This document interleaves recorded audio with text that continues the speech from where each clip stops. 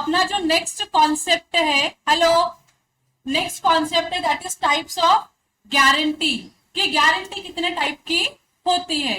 तो स्पेसिफिकली सिर्फ दो टाइप की गारंटी है उसमें, एक है स्पेसिफिक गारंटी, दूसरी है कंटिन्यूइंग गारंटी। अब तुम लोग मुझे डिफरेंशिएट करके बता ही पाओगे स्पेसिफिक गारंटी मतलब क्या होगा और कंटिन्यूइंग गारंटी मतलब क्या होगा। एक पर्टिकुलर स्पेसिफिक डेट के लिए जो आपने guarantee that will be specific guarantee, और कंटिन्यूइंग में क्या जाएगा, चलते रहेगा। हर टाइप की गारंटी उसके, सॉरी, हर टाइप का ट्रांजैक्शन उसमें कवर होते रहेगा, क्योंकि आपने कंटिन्यूटी वाला गारंटी दिया है। तो जितने भी आप ट्रांजैक्शंस करोगे सारे ही ट्रांजैक्शंस कवर हो जाएंगे उस कॉन्ट्रैक्ट ऑफ गारंटी में। बस यही डिफरेंस है दोनों में। क्लियर है आप लोगों को? चलो, specific guarantee, a guarantee which extends to a single debt और स्पेसिफिक ट्रांजैक्शन। सिंगल डेट है या कोई एक पर्टिकुलर ट्रांजैक्शन के लिए ही आपने गारंटी लिया है तो उसको हम क्या बोलेंगे, स्पेसिफिक गारंटी। समझ में आ गया? तो मैं अगर मिस्टर ए है, say for example mister A is the creditor, mister B is the principal debtor and mister C is the surety in the transaction. जहां पे मिस्टर बी जो है मिस्टर ए के साथ वेरियस ट्रांजैक्शन करते हैं। कितने ट्रांजैक्शन करते हैं? Various transaction. लेकिन मिस्टर सी ने मिस्टर ए को सिर्फ और सिर्फ ट्रांजैक्शन नंबर 5 की गारंटी दी है। ट्रांजैक्शन नंबर सिर्फ और सिर्फ 5 की गारंटी दी है। तो क्या इस सिचुएशन में अगर ट्रांजैक्शन नंबर 5 का पेमेंट करने के लिए बी डिफॉल्ट करता है तो क्या सी लाइबल है ए को पे करने के लिए for the transaction number 5 only? अगर उसने ट्रांजैक्शन नंबर 5 के साथ ट्रांजैक्शन नंबर 7 में भी डिफॉल्ट किया तो क्या श्योरिटी ट्रांजैक्शन नंबर 7 का डिफॉल्ट पे करेगा? नहीं करेगा। क्यों नहीं करेगा? क्योंकि उसने गारंटी किसके लिए? सिर्फ और सिर्फ ट्रांजैक्शन नंबर 5 की गारंटी लिए। तो खाली ट्रांजैक्शन नंबर 5 का ही वो क्या करेगा? पेमेंट करेगा। क्लियर हो गया आप लोगों को? और इस टाइप की गारंटी को स्पेसिफिक गारंटी बोलते हैं। The surety's liability comes to an end. बताओ इस गारंटी में श्योरिटी की लाइबिलिटी कब खत्म होगी? प्रिंसिपल डेटर ने पेमेंट किया तो खत्म हो जाएगी, या श्योरिटी ने पेमेंट किया तब खत्म हो जाएगी? बराबर कि नहीं? So the liability comes to an end when the guaranteed debt is duly discharge by the discharge और promise is duly perform.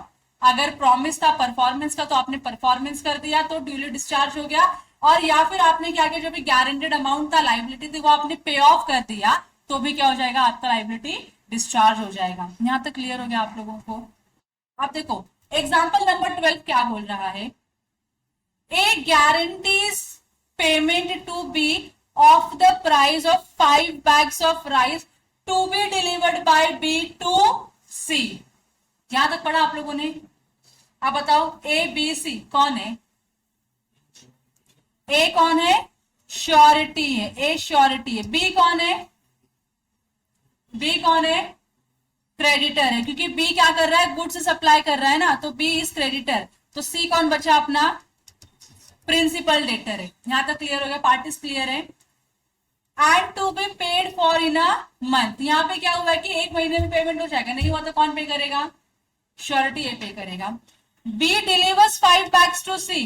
B ने क्या किया? अपना काम कर दिया, इसको बैग्स दे दिए। सी पेज फॉर देम, और सी ने क्या कर दिया? इसका पेमेंट भी कर दिया ना। तो बताओ ए की लाइबिलिटी आएगी अब? नहीं। This contract is for the specific guarantee because A intended to guarantee only for the payment of price of the first 5 bags of rice to be delivered. तो उसने स्पेसिफिक कॉन्ट्रैक्ट किया ना कि भाई पहले 5 बैग जो आप दोगे, सप्लाई करोगे, मैं उसकी ही गारंटी लेता हूं कि 5 bags का अगर आपको सी ने पेमेंट नहीं किया तो मैं उसके बिहाफ में आपको पे कर दूंगा। स्पेसिफिक गारंटी, एक ट्रांजैक्शन एक पर्टिकुलर परफॉर्मेंस के लिए आपने क्या किया था? गारंटी दिया था to be delivered one time. K versus Groves का ये केस है कोई, तो के वर्सेस ग्रोव्स। के की स्पेलिंग याद कर पाओगे ना? हाँ ठीक है, सिंपल है। क्लियर हो गया आप लोगों को? स्पेसिफिक गारंटी क्लियर हो गई आप लोगों को? अब आगे बढ़े जिंदगी में। कंटिन्यूइंग गारंटी कहाँ लिखा हुआ है? कंटिन्यूइंग गारंटी 129 में लिखा हुआ है। क्या बोलते हैं? Guarantee which extends to a series of transaction. Series of transaction मतलब एक के बाद एक के बाद एक के बाद एक ट्रांजैक्शन जो अराइज होते रहेगा, उस हर ट्रांजैक्शन के लिए आपकी गारंटी मानी जा रही है। तो इस टाइप की गारंटी को हम क्या बोलते हैं? Continuing guarantee. समझ रहा है? मतलब यहाँ पे ए बी को गारंटी देता है कि तुम जितना भी गुड्स सी को सप्लाई करोगे, जितना भी गुड्स सी को सप्लाई करोगे, उन सब गुड्स के लिए मैं आपको गारंटी देता हूं। मतलब उन सब ट्रांजैक्शन के लिए मैं आपको गारंटी देता हूं। तो ये क्या हो गया? Continuing guarantee. मतलब चलता रहा है, चल रहा है, ट्रांजैक्शन तो हमेशा होते रहेगा, तो आपकी गारंटी भी क्या है? हमेशा इवोक होती रहेगी। यहाँ तक क्लियर है? A, the surety's liability continues until the revocation of the guarantee. तो हमने ऊपर पढ़ा था स्पेसिफिक गारंटी में कि जो श्योरिटी है उसकी लाइबिलिटी कब खत्म हो जाती है? जब जो गारंटीड अमाउंट है वो पे किया गया है, जो लाइबिलिटी वो पे हो गई है, या तो फिर जो परफॉर्मेंस था, जो पे परफॉर्म करना था, वो परफॉर्म हो चुका है, तो लाइबिलिटी क्या होगी? डिस्चार्ज होगी श्योरिटी की। बराबर की नहीं? कंटिन्यूइंग गारंटी में जब तक आप अपनी गारंटी को रिवोक नहीं करते, व्हाट इज रिवोकेशन? रिटर्न लेना। जब तक आप उसको कैंसिल नहीं करते, जब तक आप उसको रिटर्न नहीं करते हो, तब तक वो गारंटी क्या रहेगी? चलती रहेगी। समझा? तो रिवोकेशन का मतलब रिटर्न है। तो जिस मोमेंट पे आपने अपनी गारंटी रिवोक कर ली कि बस अब मैं इसके आगे की गारंटी नहीं ले सकता, तो ये क्या हो जाएगा? आपका गारंटी वही, आपका जो कॉन्ट्रैक्ट ऑफ गारंटी है उतने तक की लाइबिलिटी को लिमिट हो जाएगा, उसके आगे की लाइबिलिटीज को गारंटी नहीं अप्लाई होगा। यहां तक क्लियर हो गया आप लोगों को? सिंपल है। स्पेसिफिक का जस्ट अपोजिट क्या है? कंटिन्यूइंग है। The essence of a continuing guarantee is that it applies not to a specific number of transaction but to any number of transaction. कोई स्पेसिफिक ट्रांजैक्शन की बात नहीं हो रही है, ये हर ट्रांजैक्शन की बात हो रही है। जितना भी आप ट्रांजैक्शन करोगे, हर ट्रांजैक्शन के ऊपर मेरी गारंटी क्या होगी? दी जाएगी। And makes the surety liable for the unpaid balance at the end of the guarantee. जब आप गारंटी खत्म करते हो, क्लोज करते हो, तब तक जितनी भी लाइबिलिटी अनपेड रहेगी, सब लाइबिलिटी के लिए जो गारंटर है, जो श्योरिटी है, वो क्या रहेगा? रिस्पॉन्सिबल रहेगा। यहां तक क्लियर हो गया आप लोगों को? अब यहाँ पे दो एग्जाम्पल दिया है, एग्जाम्पल 13 एंड 14। देखो अब क्या लिखा है? On A's recommendation B, a wealthy landlord employs C as his estate manager. A ने रेकमेंड किया B को कि तू C को अपॉइंट कर एज अ स्टेट मैनेजर। और B कौन है? एक वेल्दी लैंडलॉर्ड है, मतलब बहुत सारे पैसे है उसके पास और बहुत सारी प्रॉपर्टी है। It was the duty of C to collect the rent on 1st of every month from the tenant of the B and remit the same to B before 5th of every month. तो C की duty क्या है? 1 तारीख को हर tenant के पास जाओ, recovery करके लाओ रेंट की, और 5 तारीख तक पूरा का पूरा क्या कर दो? जितना भी रिकवर्ड रेंट है वो अपने लैंडलॉर्ड को दे दो, अपने एम्प्लॉयर को दे दो। यहां तक क्लियर है? A guarantee this arrangement and promises to make good any default made by C.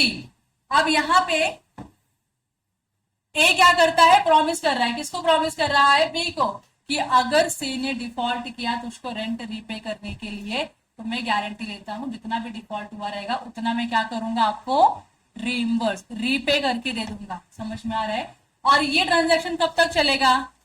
कुछ लिमिट स्पेसिफाई किया है क्या? नहीं। जितनी प्रॉपर्टीज है, हर प्रॉपर्टी के ऊपर हर महीने जाके आपको रेंट लाना है और देना है। समझ में आ रहा है आप लोगों को? तो ये क्या है? कंटिन्यूइंग गारंटी का एग्जाम्पल है। यहां तक क्लियर हो गया? अब आप मुझे बताओ, क्या यहाँ पे ए को कुछ कंसिडरेशन मिल रहा है गारंटी देने के बदले में? मिल रहा है कि नहीं मिल रहा है? कितने लोगों को लग रहा है yes, A is getting some consideration from B the creditor? मिल रहा है। ओके, बाकी के लोगों? फिर पढ़ो एग्जाम्पल, मैं लिख दूं इधर, फिर से लिख दूं, एबीसीडी लिख देती हूँ। ए क्या कर रहा है, रेकमेंड कर रहा है, ए इज रेकमेंडिंग कि आप क्या करो, सी को जॉब पे रख लो। ए क्या कर रहा है, रेकमेंड कर रहा है कि आप सी को जॉब पे रख लो। किसको रेकमेंडेशन दे रहा है, ये बी को दे रहा है। और क्योंकि ए ने बी को बोला कि आप सी को जॉब पे रखो, बी ने क्या किया है, सी को जॉब दे दी। रिवर्स जाना चाहिए, बी ने क्या किया, सी को जॉब दे दिया। और सी का ड्यूटी क्या है, रेंट कलेक्ट करना एंड इसको रीपे करना। किसको रीपे करना, बी को रीपे करना, यही इसका जॉब है। रेंट लो, रेंट दो, यही इतना काम है इसका, बराबर की नहीं। और ए बोलता है मैं गारंटी ले रहा हूं, क्योंकि बी बोलेगा ना भाई किसी को भी मैं पैसे, पैसे का मामला है ना, काम का होता है एक बार ठीक है, स्टिल समझ में आता, मेरे रेंट के पैसे वो लेके फरार हो गया तो ए ने क्या बोला, अगर ऐसा कुछ हुआ कि उसने आपको अपना रेंट रिटर्न नहीं किया तो मैं आपको क्या कर दूंगा, रीपे कर दूंगा। जितना भी आपको लॉस हुआ है वो लॉस अमाउंट मैं आपको पे करके दे दूंगा। ऐसा ए ने किसको बोला, बी को बोला। ए ने किसको बोला, बी को बोला। तो बी बोला ठीक है चलेगा, तो फिर मैं क्या करता हूँ, सी को जॉब पे रखता हूं। यहां तक का ट्रांजैक्शन समझ में आया, बताओ। अब ये कंटिन्यूइंग गारंटी आपको पता चल गया, क्योंकि कब तक करेगा ये पता नहीं है, हाँ कि ना। इसमें क्या ए को बी से कुछ भी कंसिडरेशन मिल रहा है, अभी भी नहीं लग रहा आप लोगों को, मिल रहा है ना। बताओ श्रावणी क्या कंसिडरेशन है, सी को एम्प्लॉय कर रहा है। अरे ए के बोलने पे ही तो सी को उसने जॉब पे रखा है। तो ए ने क्या बोला, तू मेरे लिए क्या कर, इसको जॉब पे रख ले। और मैं क्या करता हूं, अगर इसने तेरे पैसे तेरे को रिटर्न नहीं दिए तो जितना भी इसने डिफॉल्ट करेगा सब तेरे को मैं रीइंबर्स कर दूंगा, रीपे कर दूंगा, बराबर की नहीं। तो ए के साइड से सफिशियंट कंसिडरेशन है, सॉरी ए के साइड से तो है ही, बी के साइड से भी सफिशियंट कंसिडरेशन है इस कॉन्ट्रैक्ट को वैलिड करने के लिए। समझा आप लोगों को, हिडन ट्रांजैक्शन है, हिडन ट्रांजैक्शन है, इसको समझना होता है कि कंसिडरेशन है तभी तो वैलिड गारंटी, वरना वैलिड नहीं होता। तो ए के रिकमेंडेशन पे, मतलब ए ने बोला इसके लिए उसने बी को जॉब पे रखा ना, तो ए के रिकमेंडेशन पे बी ने कुछ काम किया ना ए के लिए। B is performing certain duty for A, और ए कौन है इस ट्रांजैक्शन में, प्रोमिसर है। तो ए ने बी को बोला कि तू इसको जॉब पे रख, और इसने कुछ डिफॉल्ट किया तो मैं तुझको पैसे दूंगा। और बी ने ए के बोलने पे सी को जॉब पे रख लिया। तो यहाँ पे सफिशिएंट कंसिडरेशन है बी के साइड से ए को और ए के साइड से बी को to make a contract valid contract. यहां तक क्लियर हो गया आप लोगों को, समझा, गुड। आगे बढ़े, अगले एग्जांपल की तरफ जाए। अगला example, A guarantees payment to B. A guarantee दे रहा है कि मैं बी को पे करूंगा। बी कौन है, टी डीलर है। To the amount of ₹10,000 for any tea he may from time to time supply to C.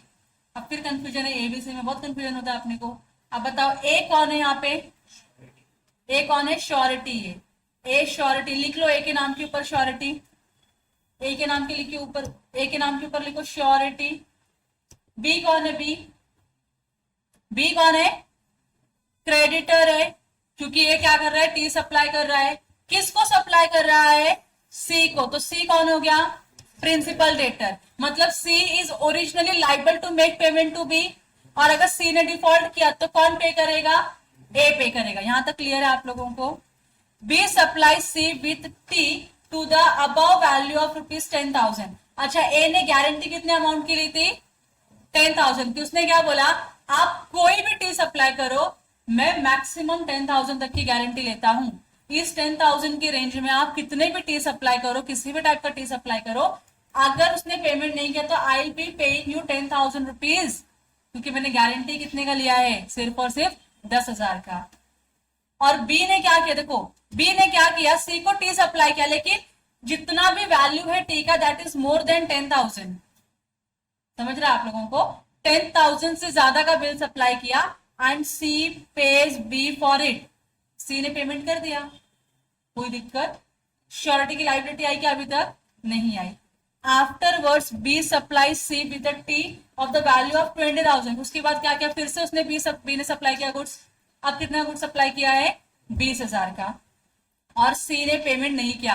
अब आप मुझको बताओ बी ए से कितने पैसे रिकवर कर सकता है, अप टू 10,000 ओनली। क्यों, क्योंकि उसने गारंटी कितने की दी है, मैक्सिमम 10,000। उसने बोला आप कितने भी ट्रांजैक्शन करो, आई डोंट माइंड, लेकिन मैं गारंटी कितने का ले रहा हूँ, सिर्फ और सिर्फ 10,000 रुपीज का। So the guarantee given by A was continuing guarantee and he is accordingly liable to pay to the extent of 10,000 only. मतलब आप कंटिन्यूइंग गारंटी देके अपनी लाइबिलिटी को लिमिट कर सकते हो बाय मेंशनिंग द अमाउंट, कि भाई कंटिन्यूइंग गारंटी है, इसका ये नहीं कि 10 लाख का बिल है तुमको पे नहीं करते मैं 10 लाख नहीं दूं, 10 लाख मैं आपको दे दूंगा। मैं एक लिमिट तक अपनी लाइबिलिटी को रखूंगा and that limit is only 10,000 rupees. तो अप टू 10,000 का डिफॉल्ट में पे करेगा, उसके ऊपर जो भी है वो आप अपने हिसाब से रिकवर करो।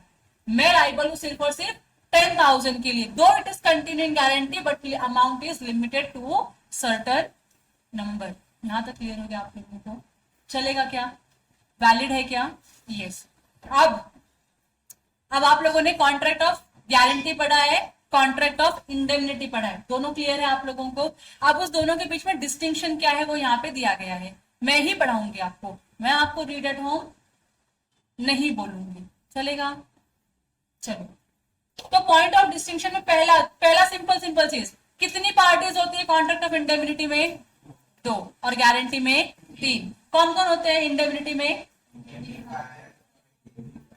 और इंडेमनिटी होल्डर, बराबर की नहीं। गारंटी में कौन कौन होते हैं, ये 3 लोग होते हैं, यहां तक क्लियर है। तो ये ऐसा डिस्टिंक्शन है तो पहला पॉइंट तो लिख लोगे आराम से, कोई दिक्कत नहीं है। नेचर ऑफ लाइबिलिटी क्या होता है, यहाँ पे जो होता है ये अनकंडीशनल लाइबिलिटी है। कॉन्ट्रैक्ट ऑफ इंडेमनिटी में मतलब कोई कंडीशन नहीं कि ये हुआ तो पे करेंगे, वो हुआ तो पे करेंगे, आपको पे करना ही है, you have taken the promise, you have to make the payment. यहाँ पे जो लाइबिलिटी होती है गारंटर की वो सेकेंडरी होती है, प्राइमरी लाइबिलिटी किसकी होती है, डेटर की, प्रिंसिपल डेटर की। अगर प्रिंसिपल डेटर ने डिफॉल्ट किया तो मैं क्या करूंगा, पे करूंगा। यहाँ पे क्या होता है, कंडीशनल पेमेंट होता है। So the liability of the surety is secondary and conditional as the primary liability किसकी होती है, प्रिंसिपल डेटर की होती है। ये समझा आप लोगों को। Third, time of liability. Indemnity में कब होता है, जब आपने बोला कोई इवेंट होगा और वो इवेंट हो जाता है तो क्या करेगा, आपका लाइबिलिटी अराइज हो गया। यहाँ पे कब होता है, नॉन परफॉर्मेंस और non payment of a debt amount. समझ में आ रहा है आप लोगों को, कि अगर मेरे प्रिंसिपल डेटर ने जो प्रॉमिस किया था परफॉर्म करने का वो नहीं किया तो श्योरिटी लाइबल है। मेरे प्रिंसिपल डेटर ने क्रेडिटर को पैसे नहीं दिया तो श्योरिटी लाइबल है, बराबर की नहीं। तो ये क्या है, टाइम ऑफ लाइबिलिटी। जब नॉन परफॉर्मेंस होता है, जब नॉन पेमेंट होता है तब लाइबिलिटी अराइज होगी श्योरिटी की। यहां पे कब होता है, on the happening of contingency, जो कंटिजेंसी थी वो हो गई तो लाइबिलिटी क्या हो गई आपकी, अराइज हो गई, कोई दिक्कत नहीं है। टाइम टू एक्ट, इंडेमनिफायर कब एक्ट करेगा, किसी की रिक्वेस्ट की जरूरत है, किसी का अप्रूवल का जरूरत है क्या उसको, नहीं, उसको पता है ये हैपनिंग के बाद मुझे काम करना था, हो गया, अब मुझे करना पड़ेगा, yes or no। So the indemnifier need no act at the request of the indemnity holder। Loss हो गया ना इंडेमनिटी होल्डर को, now indemnifier has to make the loss good. उसको पूछने की जरूरत नहीं, लॉस हो गया, पे करूं कि रहने दूं, पूछने की जरूरत नहीं है, he has to make the payment। Clear है। यहाँ पे क्या होता है, the surety act at the request of the principal debtor. Principal debtor आके बोलता है श्योरिटी को कि प्लीज पे कर दो, मैं पे नहीं कर पा रहा हूं, तो श्योरिटी क्या करेगा, पेमेंट करेगा। यहाँ तक क्लियर हो गया। और right to sue third party, indemnifier can not sue the third party for loss in his own name, बराबर की नहीं। अगर इंडेमनिटी होल्डर को लॉस हुआ है, क्या इंडेमनिफायर थर्ड पार्टी जिसकी वजह से लॉसेस को स्यू कर सकता है, नहीं कर सकता, कि उनके बीच में कोई कॉन्ट्रैक्ट था क्या, नहीं था। So indemnifier can not sue the third party for the loss in his own name as there is no privity of contract. Such right would arise only if there is a assignment in his favor। अगर assignment हुआ, case default हुआ तो आप ये suit file कर सकते हो, तो ही इंडेमनिफायर सूट फाइल कर सकता है, अदरवाइज नहीं कर सकता। श्योरिटी क्या पेमेंट करने के बाद क्रेडिटर को प्रिंसिपल डेटर के उसे प्रिंसिपल डेटर से पैसे ले सकता है कि नहीं ले सकता, ले सकता, और नहीं दिया तो क्या उसके ऊपर स्यू कर सकता है। Surety can proceed against the principal debtor in his own right because he gets all the right of creditor after discharging the debts. Debt discharge करने के बाद ही आपको राइट मिलता है स्यू करके पैसे रिकवर करने का। डिस्चार्ज नहीं किया, स्यू करके पैसे मांगोगे, आप उससे नहीं मांगोगे।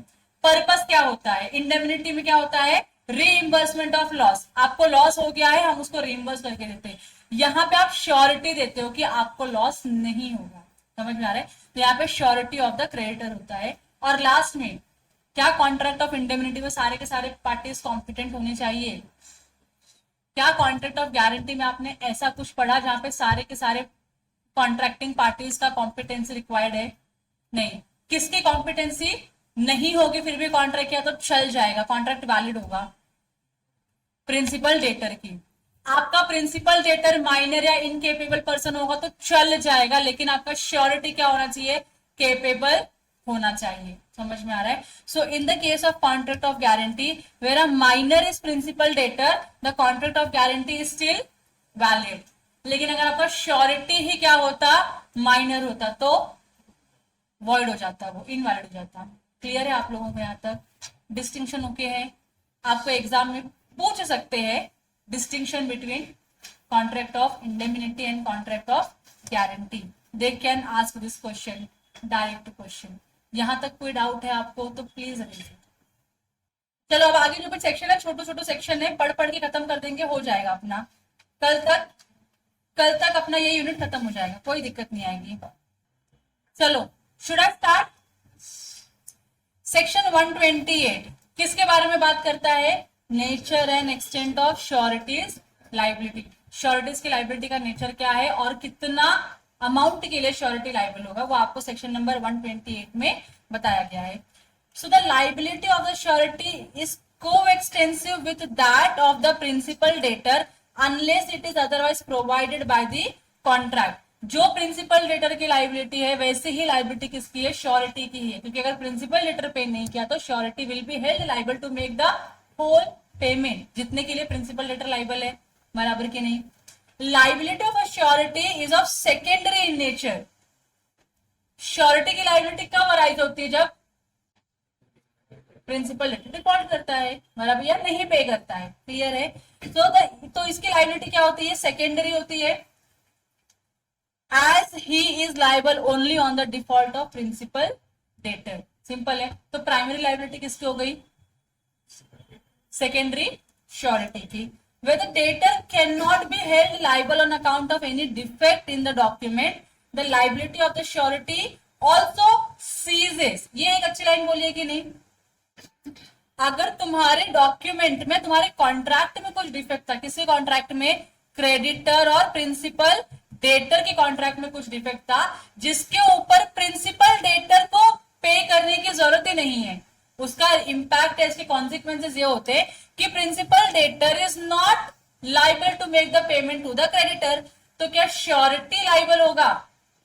नहीं ना। अभी हमने ऊपर के लाइन में तो वही बड़ा को एक्सटेंसिव होते हैं इनके राइट। जो प्रिंसिपल डेटर के राइट है वही किसके राइट है, जो इसकी लाइबिलिटी है वही किसकी लाइबिलिटी है, श्योरिटी की। अगर प्रिंसिपल डेटर लाइबल नहीं तो श्योरिटी लाइबल होगा क्या? नहीं होगा। So where a debtor can not be held liable on account of any defect in the document. Document में कुछ डिफेक्ट था, इसके लिए प्रिंसिपल डेटर ही लाइबल नहीं है, तो क्या मेरा श्योरिटी लाइबल बनेगा उसके लिए? नहीं बनेगा। एंड लास्ट क्या बोला है, creditor may choose to proceed against the surety first unless there is an agreement to the contrary. तो जेन्युइनली और लॉजिकली सबसे पहले अगर प्रिंसिपल डेटर से पैसे आ रहे हैं क्रेडिटर को, तो क्रेडिटर पहले किसके ऊपर केस करेगा? इसके ऊपर करेगा। ये नहीं दे पाया या ये नहीं कर रहा है पेमेंट, तो किसके ऊपर पेमेंट किसके ऊपर केस करेगा? वो श्योरिटी के ऊपर। तो मतलब पहला इसका लाइबिलिटी फिर इसका लाइबिलिटी है, तो पहले इसको केस करेगा, इसके बाद इसके ऊपर केस करेगा, बराबर की नहीं। लेकिन अगर आपके कॉन्ट्रैक्ट में ये लिख दिया है कि प्रिंसिपल डेटर ने अगर डिफॉल्ट किया तो पहले हम स्यू करेंगे, वो किसको करेंगे? क्रेडिटर को करेंगे। तो आप फिर किसको पहले स्यू करोगे? क्रेडिटर को, सॉरी श्योरिटी को स्यू करोगे, क्रेडिटर को नहीं। तो the creditor may choose to proceed against the surety first. आप क्रेडिटर के ऊपर है कि पहले किसके ऊपर केस करना है, unless there is an agreement to the contrary. अगर कॉन्ट्रैक्ट में लिखा हो कि नहीं पहले आप पीडी को केस करोगे उसके बाद आप श्योरिटी के ऊपर जाओगे, तो आपको वो सीक्वेंस फॉलो करना होगा। अगर आपको पहले श्योरिटी के ऊपर केस करना है तो it has to be written in your agreement कि हाँ हम पहले श्योरिटी के ऊपर केस करेंगे, उसके बाद हम किसको केस करेंगे, पीडी के ऊपर केस करेंगे। तो आप उस सीक्वेंस को फॉलो कर सकते हो, कोई दिक्कत नहीं है। पूरा लिबर्टी किसको देके रखा है, क्रेडिटर को देके रखा है कि कौन पेमेंट करेगा, किसके ऊपर तुझे केस फाइल करना है, तेरी चॉइस है। क्लियर हो गया। अब एग्जांपल लिखा है, A guarantees to B the payment of bill of exchange by C the acceptor. तो बी कौन बन जाएगा, अगर सी एक्सेप्टर तो बी कौन है, बिल ऑफ एक्सचेंज चालू है ना आप लोगों का। If C is acceptor of the bill then who is B, drawer है। अब मुझे बताओ ए कौन है इसमें, कॉन्ट्रैक्ट ऑफ गारंटी के पॉइंट ऑफ व्यू से बी कौन है, बी कौन है, क्रेडिटर है, और सी कौन है, यहां तक क्लियर है, पार्टीज क्लियर है। पार्टीज क्लियर होती तो अपने को ट्रांजैक्शन इजीली समझ में आ जाता है।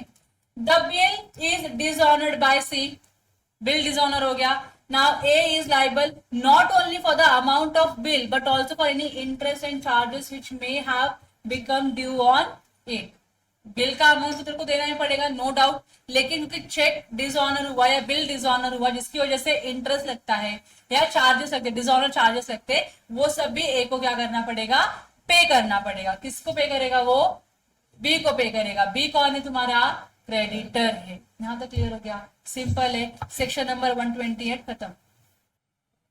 चलो अभी इसका अगला जो कॉन्सेप्ट है डिस्चार्ज ऑफ श्योरिटी, कि श्योरिटी कब डिस्चार्ज हो जाएगा, ये सिंपल होना चाहिए। अब तक इतना कॉम्प्लिकेटेड पढ़ लियो हो तो ये तो सिंपल लगना ही है, जैसे कॉन्ट्रैक्ट डिस्चार्ज होता है नॉर्मल, वैसे श्योरिटी का भी लाइबिलिटी कभी ना कभी तो डिस्चार्ज होना ही। तो श्योरिटी कब डिस्चार्ज होता है, अपनी लाइबिलिटी से। तो surety is set to be discharge when his liability as a surety comes to an end. तो जिस लाइबिलिटी के लिए श्योरिटी बना था, जब वो लाइबिलिटी खत्म हो जाएगी तो ये भी तो डिस्चार्ज हो जाएगा ना उस लाइबिलिटी से। The various modes of discharge of surety are discussed below. क्या क्या मोड है, देखो 3 है। पहला कौन सा है, रिवोकेशन। रिवोकेशन का मतलब क्या होता है, आपने रिटर्न ले लिया, भाई मेरे को बनना ही नहीं तेरा श्योरिटी, बहुत डिफॉल्ट कर रहा है, बहुत नुकसान हो रहा है मेरा, रिवोक कर दिया आप लोगों ने, तो क्या होगा, डिस्चार्ज हो गए। दूसरा, conduct of the creditor. Creditor ने कुछ ऐसा कंडक्ट किया, ऐसी एक्टिविटी की जिससे ये समझ में आता है कि भाई क्रेडिटर क्या, श्योरिटी क्या हो गया है, डिस्चार्ज हो गया है। समझ में आ रहा है आप लोगों को, तो श्योरिटी उसमें से डिस्चार्ज हो जाएगा। और लास्ट क्या है, on invalidation of contract of guarantee. जो आपकी कॉन्ट्रैक्ट ऑफ गारंटी थी वही क्या बन गई है, वही क्या हो गई है, इनवैलिड हो गई है। जब कॉन्ट्रैक्ट ऑफ गारंटी आपका इनवैलिड हो गया तो फिर श्योरिटी की लाइबिलिटी भी क्या हो गई, डिस्चार्ज हो गई। ऊपर ही पढ़ा था आप लोगों ने इसको, देखो रिवोकेशन कहां पे लिखा है, सेक्शन नंबर 130 में। अच्छा, आप एज अ श्योरिटी अगर कोई भी गारंटी रिवोक करते हो, डोंट यू थिंक रिवोकेशन का कम्युनिकेशन होना चाहिए। जब तक रिवोकेशन का कम्युनिकेशन नहीं होता है तब तक रिवोकेशन वैलिड होगा क्या आपका, नहीं। अब ये रिवोकेशन ऑफ कम्युनिकेशन कैसे होना चाहिए, जैसे आपका रिवोकेशन ऑफ ऑफर होता है, जैसे रिवोकेशन ऑफ एक्सेप्टेंस होता है, वैसे ही रिवोकेशन ऑफ गारंटी होता है। ठीक है, हाँ। इसलिए जब आप लोगों ने यूनिट नंबर 1 में revocation of acceptance, revocation of offer पढ़ा था, वो समझा था आप लोगों को, बस वही प्रोविजन आपको यहाँ अप्लाई करना है और कुछ नहीं करना। अच्छा, आपको यहाँ पर सेक्शन 4 पढ़ना नहीं है तो उसके लिए जरा रिलैक्स हो जाना, तो ये भी पढ़ना पड़ेगा, आराम से रहो। The continuing guarantee may at any time be revoked by the surety. कभी भी रिवोक कर सकते हैं श्योरिटी। कौन सी गारंटी, कंटिन्यूइंग वाली ना, स्पेसिफिक होगा तो उसी ट्रांजेक्शन के लिए लिमिटेड है, कंटिन्यू होगा तभी तो रिवोकेशन की बात आती है। So it may be revoked by the surety as to the future transactions by the notice to the creditors. तो क्या करना है, श्योरिटी को नोटिस देना है। श्योरिटी को क्या देना है, notice. Notice of what, notice of revocation. किसको देगा ये, कि भाई मैं मेरा जो गारंटी है वो रिवोक कर रहा है, बाकी तू देख तेरे को कैसे इसके साथ ट्रांजैक्शन करना है। Now I am discharge from the future liabilities of this person. यहां तक क्लियर हो गया आपको। Once the guarantee is revoked the surety is not liable for any future transaction. बराबर कि नहीं, However, he is liable for all the transactions that happened before the notice was given. Logical है कि नहीं है? ये एक टाइमलाइन है. टाइमलाइन समझता है ना आप लोगों को? इस टाइमलाइन में आप आके कहीं तो 30th ऑफ नवंबर ऑफ 2024 को आप देते हो notice of revocation. Notice of revocation to the creditor. आप 30th नवंबर को नोटिस देते हो, तो डेफिनेटली यहां तक तो प्रिंसिपल डेटर ने ट्रांजैक्शन किया होगा, तो यहां तक के लिए आप क्या रहोगे? लाइबल रहोगे. यहां तक के ट्रांजैक्शन के लिए आप लाइबल हो. यहां के ट्रांजैक्शन के लिए you are not liable.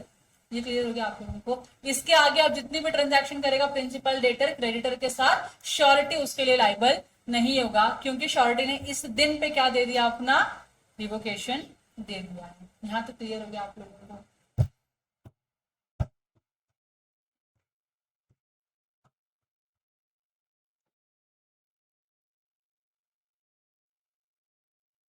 Specific guarantee भी रिवोक कर सकते हो आप लोग, only if the liability has not been accrued.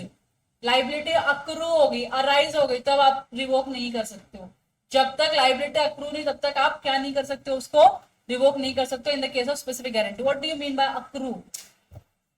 Accrue का मतलब होता है जो क्रेडिटर है उसका राइट क्या हो चुका है? इस्टैब्लिश हो चुका है. किसका राइट? क्रेडिटर का राइट इस्टैब्लिश हो चुका है to receive the debt amount, to receive the debt amount और टू रिसीव द डेट. उसका मतलब होता है अक्रू. अपना आप लोग अकाउंटिंग कौन से बेसिस पे करते हो? एक्चुअल और अक्रूवल? अक्रूवल बेसिस पे करते हो. अक्रूवल बेसिस का मतलब क्या होता है? अगर मैंने 15 दिन काम किया है, किसी भी कंपनी में मैंने 15 दिन काम किया है, तो मेरी सैलरी रिकॉर्ड हो जाती है. 15 दिन के लिए मैंने काम, 15 दिन की सैलरी रिकॉर्ड होगी. पे कब होता है मुझको सैलरी? एक पर्टिकुलर डे पे. तो मैंने फर्स्ट 15 डेज काम किया और मुझको अगले महीने की 5 तारीख को सैलरी मिलेगा, बराबर की नहीं? तो मैंने 15 दिन काम कर लिया ना, 15 दिन काम कर लिया, तो क्या मेरा राइट अक्रू हो चुका है इस सैलरी को रिसीव करने का? 15 दिन की सैलरी रिसीव करने का राइट अराइज हो चुका है ना मेरा? यस. इसी को हम क्या बोलते हैं? अक्रू. एग्जाम्पल लिखा है नीचे, मैं अलग से क्या दूं? देखो, अरुण प्रॉमिस करता है कि मैं रामा में पे करेगा. अरुण किसको प्रॉमिस कर रहा है? रामा को. सो Arun promises to pay Rama for all the groceries bought by Carol for a period of 12 months if Carol fails to pay. फिर से बाइफर्केशन करते हैं अपना. Who is principal debtor? Who is creditor? Who is supply? Who is surety? Who is surety? Arjun is surety. तो अर्जुन के ऊपर S लिख दो. सॉरी, अरुण. मैं अर्जुन, अरे आजकल लोग महाभारत देख रहे हो ना मैं, तो मेरे को हर जगह अर्जुन अर्जुन दिख रहा है. सॉरी, अरुण है. अरुण प्रॉमिस कर रहा है कि वो किसको पे करेगा? रामा को पे करेगा. तो रामा कौन बन गया आपका? क्रेडिटर. रामा कौन है आपका?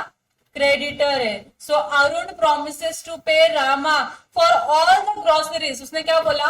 जितनी भी ग्रोसरी किसने परचेस की है? कैरल ने. क्या ये कौन बन गया या कौन बन गई? कौन है ये? प्रिंसिपल लेटर ना. अगर ये ग्रोसरी खरीदती है तो she is liable to make the payment to Rama. अगर ये नहीं पे करेगी तो कौन पे करेगा इसके बिहाफ में? अरुण पे करेगा. So Arun promises to pay Rama for all the groceries bought by Carol for a period of 12 months if Carol fails to pay. अगर वो नहीं पे कर पाई तो 12 महीने के लिए मैं क्या करूंगा? उसकी ग्रोसरी का पेमेंट मैं करूंगा. क्लियर है? In the next 3 months, Carol buys 2000 rupees worth groceries. 3 महीने के लिए उसने कितने का ग्रोसरी परचेस किया? 2000 रुपए का. After 3 months, Arun revokes the guarantee by giving a notice to Rama. तब बताओ अरुण कितने अमाउंट के लिए लाइबल है? ओनली 2000. वो जो 3 महीने में उसने जो भी स्पेंडिंग किया है. Carol further purchases ₹1000 of groceries. Carol fails to पे.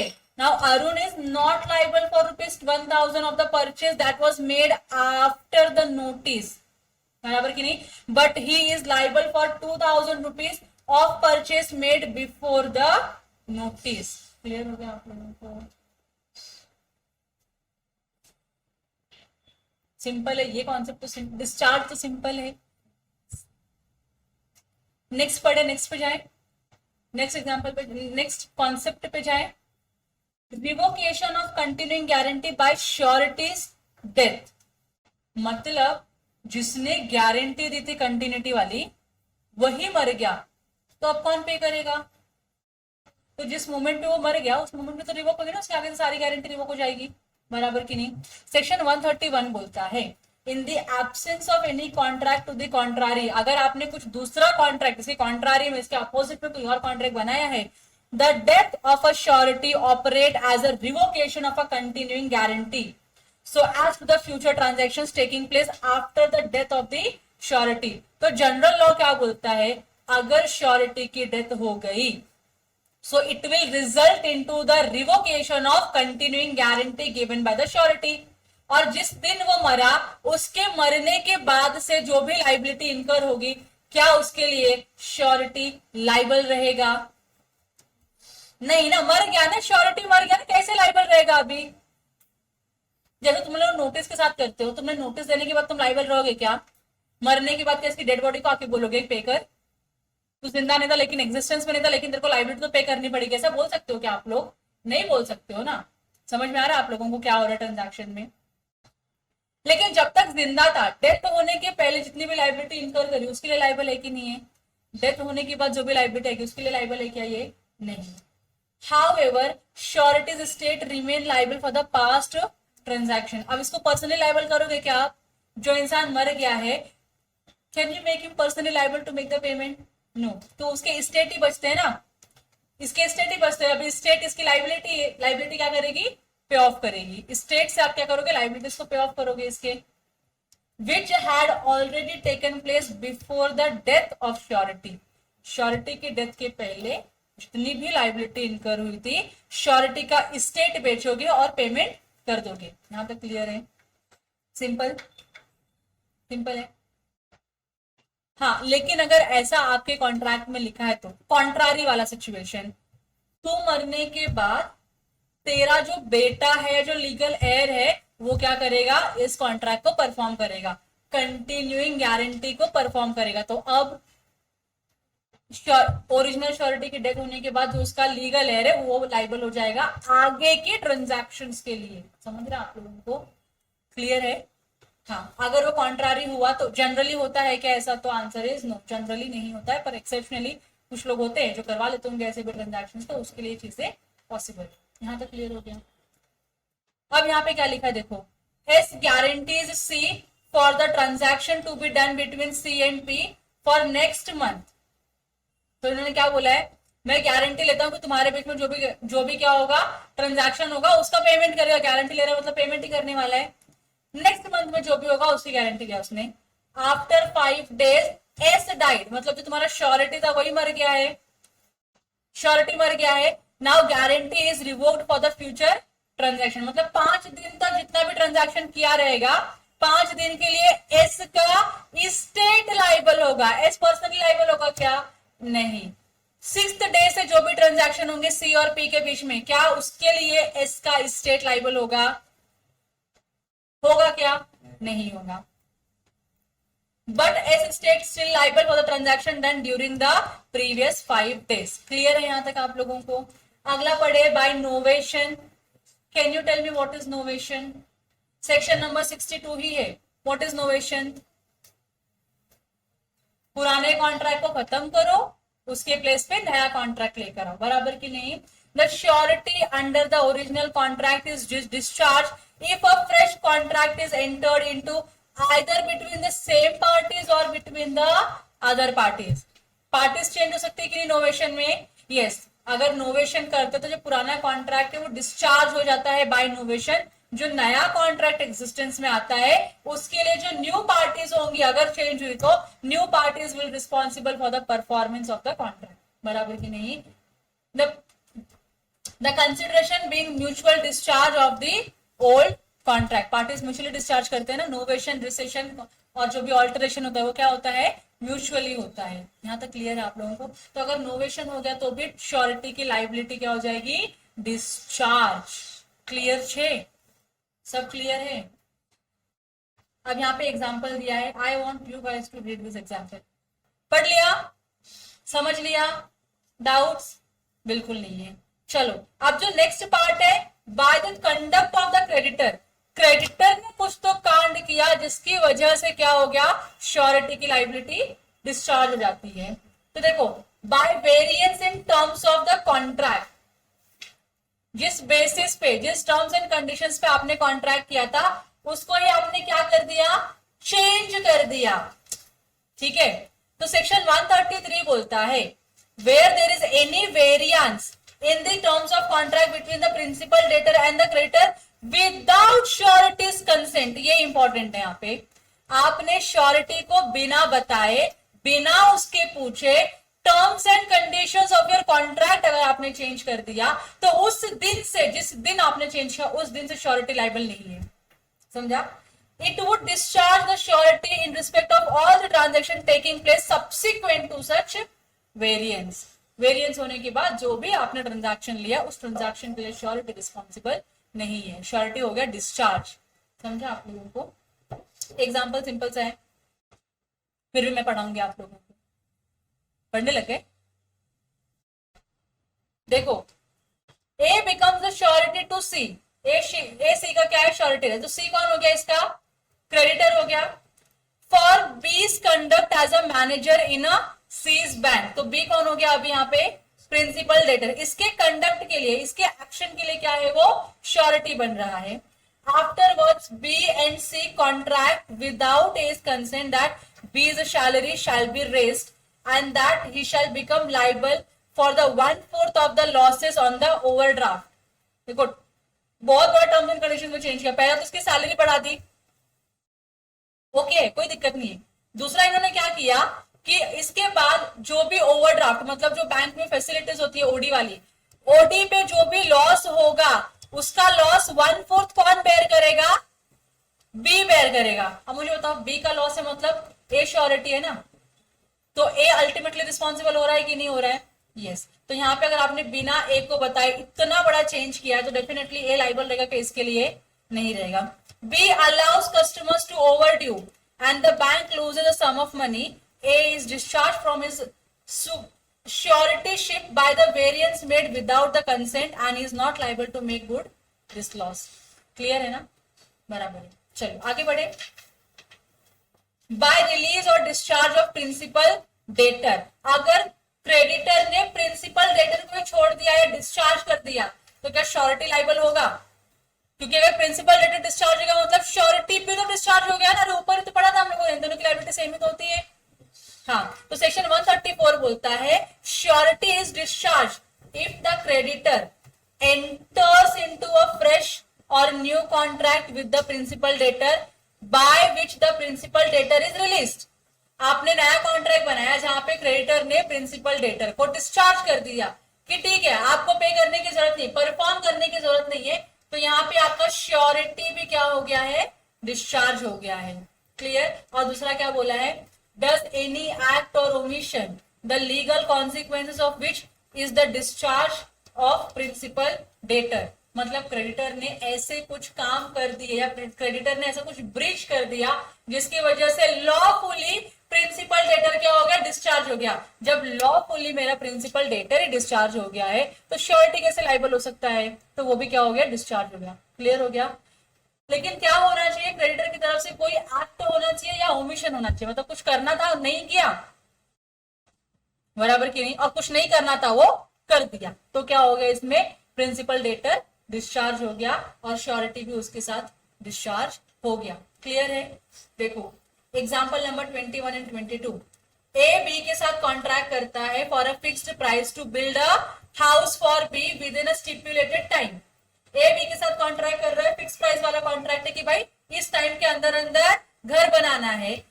B supplying the necessary timber and C guarantees a performance. C ने क्या ले लिया, गारंटी लिया है कि ए भाई इस टाइम पीरियड में क्या करेगा, कॉन्ट्रैक्ट को परफॉर्म कर देगा, मतलब घर बना देगा। B omits to supply the timber, और बी ने क्या किया, जो बेसिक फैसिलिटी जो लकड़ी है वो सप्लाई नहीं किया, तो C is discharge from his surety ship.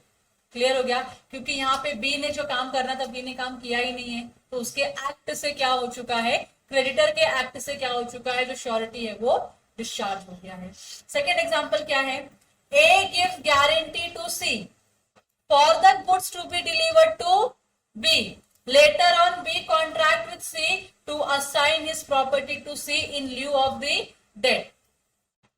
मतलब प्रिंसिपल डेटर ने क्या कर लिया, कॉन्ट्रैक्ट कर लिया कि भाई इसके बदले में क्या कर, तू मेरे घर ले ले। समझ में आ रहा है। सो B is discharge from his liability and A is discharge from his liability.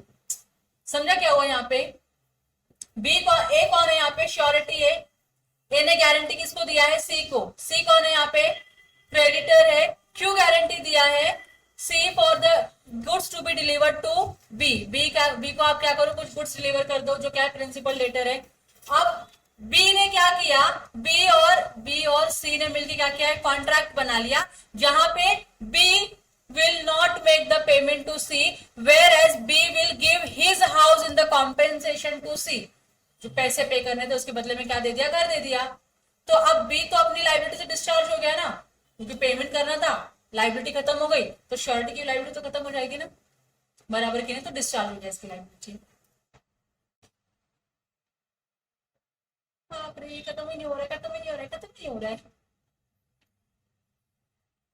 Okay, third point क्या बोला है, discharge of surety when creditor compounds with, gives time to और agrees not to sue principal debtor. मतलब creditor क्या कर रहा है, आपके साथ सेटलमेंट कर रहा है, या आपको और टाइम दे रहा है, या तो बोल रहा है कि मैं केस नहीं करूंगा आपके ऊपर, तो इस सिचुएशन में भी क्या हो जाएगा, श्योरिटी डिस्चार्ज हो जाएगा।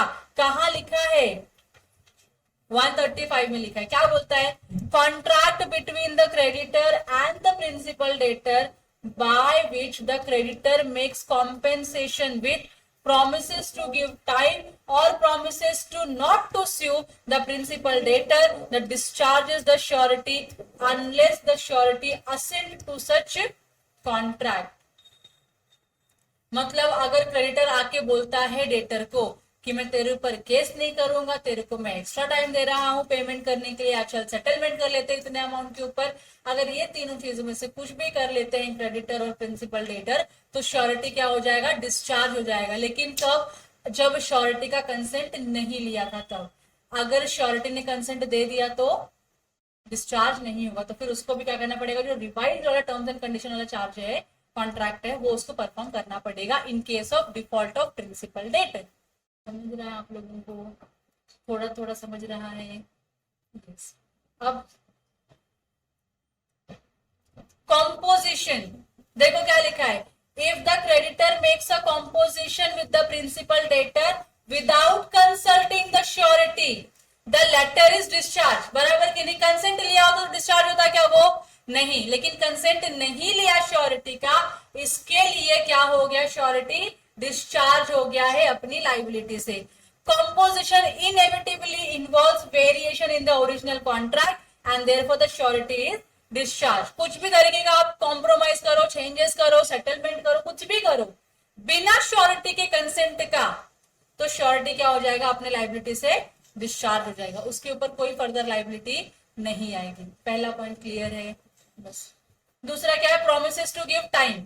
When the time for the payment of the guaranteed debt comes, surety has a right to require the principal to pay off the debts। बराबर कि नहीं, टाइम आ गया पेमेंट करने का, तो श्योरिटी क्या बोल सकता है, प्रिंसिपल डेटर क्या बोल सकता है अपने श्योरिटी को कि प्लीज पे कर दो। Accordingly, it is one of the duties of the creditor towards the surety not to allow the principal debtor more time for the payment। तो क्रेडिटर की ड्यूटी बनती है कि अपने प्रिंसिपल डेटर को एक्स्ट्रा टाइम मत दो पे करने के लिए, तुमने दे दिया तो श्योरिटी डिस्चार्ज हो जाएगा। ठीक है, ठीक है, देखो फिर पढ़ तू। When the time for the payment of the guaranteed debt comes, The surety has a right to require the principal debtor to pay off the debts. Accordingly, it is one of the duty of the creditor towards the surety not to allow the principal debtor more time for the payment. Surety बोलेगा पे कर, नहीं है surety, मतलब पहले तो principal debtor पे करेगा, नहीं पे कर पाएगा श्योरिटी की लाइबिलिटी है, लेकिन अगर क्रेडिटर ने क्या दे दिया, टाइम दे दिया, तो इस सिचुएशन में क्या हो जाएगा, श्योरिटी डिस्चार्ज हो जाएगा। लेकिन क्या होना चाहिए इसमें, श्योरिटी की लाइबिलिटी को डिस्चार्ज होने के लिए क्या होना चाहिए, उसका कंसेंट नहीं लिया होना चाहिए।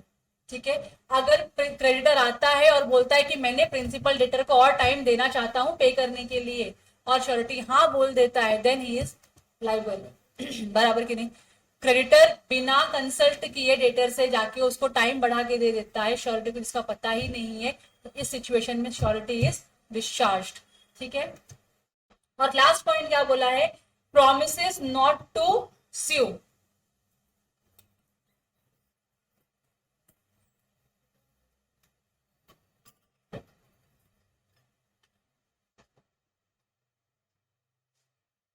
थक गए हो पढ़ पढ़ के, नालायक पढ़ तो मैं रही हूं, तुम खाली सुन रहे हो, सुन के थक गए हो।